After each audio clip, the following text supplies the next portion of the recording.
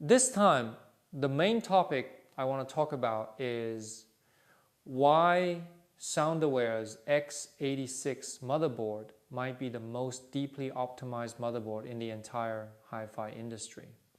As many of you know, the depth of optimization on an x86 board really depends on how much the manufacturer is willing to invest into that product. And while we don't deny that this is a lightweight computing platform, meaning it's not designed for high general purpose performance, it's purely built for music playback. You can't do much else with it. It's not made for multitasking or managing massive media libraries like dozens of terabytes. It's built for lightweight, focused, and highly optimized audio performance. But within that scope of music playback, we believe that from what we've seen in the industry, this may be the most deeply optimized x86 based hi-fi board available. And I encourage anyone to compare real-world implementation details. I'll highlight a few. First, our CPU core voltage is 1V, and the rest are mainly for I/O and memory DDR at 1.2V, and most I/O controller level voltages begin at 1.8V. What does this mean? Well, components like SD cards, South Dakota I/O, network controllers, and USB controllers all run on that I/O supply level. And here's the thing, I have yet to see any hi-fi motherboard in this industry that optimizes power starting from 1.8V I/O level. If you've seen one, please let me know. I'd love to be corrected, but as of now, I haven't seen it. We're talking about real low noise linear optimization starting from 1.8V upward and continuing through 3.3V and 5V. Second, let's talk about clocking. The CPU supplies to the USB controller and USB-A as well as PCIe and HDMI require accurate clock signals.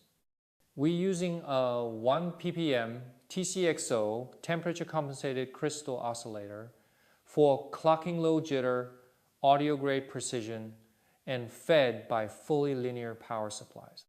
This is extremely rare in general purpose computing boards, let alone audio focused ones.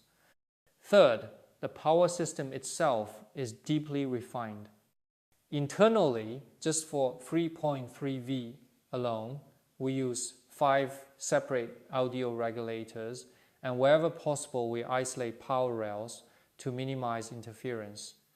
For the 5V rails, each USB port is completely isolated with dedicated power where needed. Externally, the board accepts 3 separate power inputs, 5V, 4V, and 12V, similar to an ATX setup. Why 4V? Because converting 5V down to 3.3V creates more heat.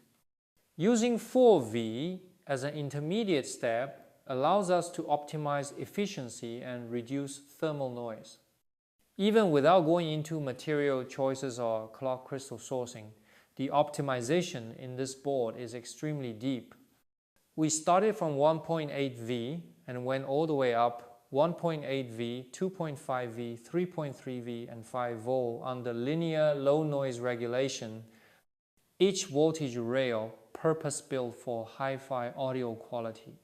For comparison, our earlier D1 model only optimized 3.3V and 5V and had some strengthening at 2.5V but nothing at 1.8V. And it didn't include this level of clock optimization either.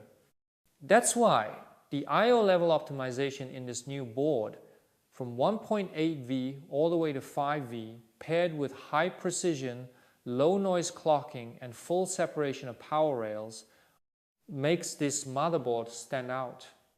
Even if we had used standard materials, this level of circuit and power optimization alone would push performance above most other products. Its USB output, for example, already sounds a full tier better than typical implementations, and that's purely because of the underlying architecture. This is what we consider the first true step in building a hi-fi grade x86 motherboard. Thank you all for listening.